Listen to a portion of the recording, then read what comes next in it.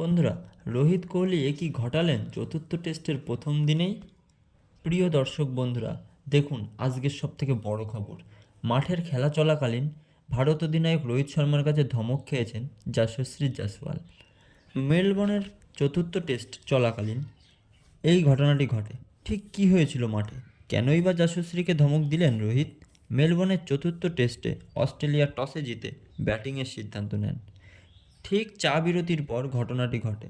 তখন বল করছিলেন রবীন্দ্র জাদেজা, ব্যাটে ছিলেন স্টিভেন স্মিথ। জাদেজার একটা বল সামনের পায়ে ডিফেন্স করেন স্মিথ। সিলি পয়েন্টে ফিল্ডিং করছিলেন যশস্বী। স্মিথ বল খেলার আগেই দেখা যায় লাফিয়ে ওঠেন যশস্বী। সেই সময় স্লিপে ছিলেন রোহিত শর্মা।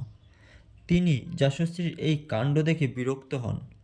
রোহিতের কথা ধরা পড়ে স্টাম্প মাইক্রোফোনে। তিনি বলেন, আরে জয়সু, গলি ক্রিকেট খেলছিস নাকি? নিচে বসে থাক, যতক্ষণ না বল খেলছে ততক্ষণ উঠবি না ওখান থেকে। যশস্বীকে রোহিত বোঝাতে চান যে সিলি পয়েন্টে দাঁড়িয়ে থাকলে সামনের দিকে ঝুঁকে থাকতে হয়, কারণ বেশিরভাগ ক্ষেত্রে বল ফিল্ডারের সামনের দিকে পড়ে, তাই বসে থাকলে ক্যাচ ধরার সুবিধা বেশি থাকে।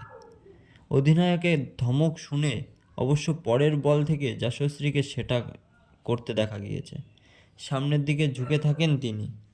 প্রিয় দর্শক বন্ধুরা, শুধু রোহিতের ধমক নয়, মেলবোর্নের প্রথম দিন আরও একটা ঘটনা ঘটতে দেখা গিয়েছে। বল করতে গিয়ে প্রথম ওভারেই দেখা গিয়েছে স্যাম কনস্টাসের সঙ্গে কথার লড়াইয়ে মোহাম্মদ সিরাজের। পরে কনস্টাসের সঙ্গে ধাক্কাধাক্কি হন বিরাট কোহলির। পরিস্থিতি সামলাতে এগিয়ে আসেন আম্পায়ার ও ওসমান খাওয়াজা। এই ঘটনাটি ঘটানোর জন্য বিরাটকে শাস্তির মুখে পড়তে হয়েছে বলে জানা যাচ্ছে। দর্শক বন্ধুরা, তবে মেলবোর্নের চতুর্থ টেস্টে প্রথম দিন শেষে 6 উইকেট হারিয়ে 11 রান করেছেন অস্ট্রেলিয়া। মাত্র 19 বছর বয়সী ওপেনার কনস্টাস অভিষেক ম্যাচেই রান করেন 60 রান।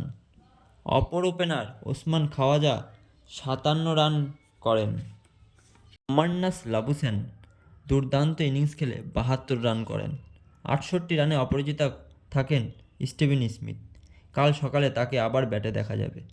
ভারতের হয়ে জসপ্রীত বুমরা 3 উইকেট নিয়েছেন। ট্রেভিস হেডকে তিনি ঘরে ফিরিয়েছেন এবং আকাশদীপ জাদেজা ও ওয়াশিংটন সুন্দর একটি করে উইকেট নিয়েছেন।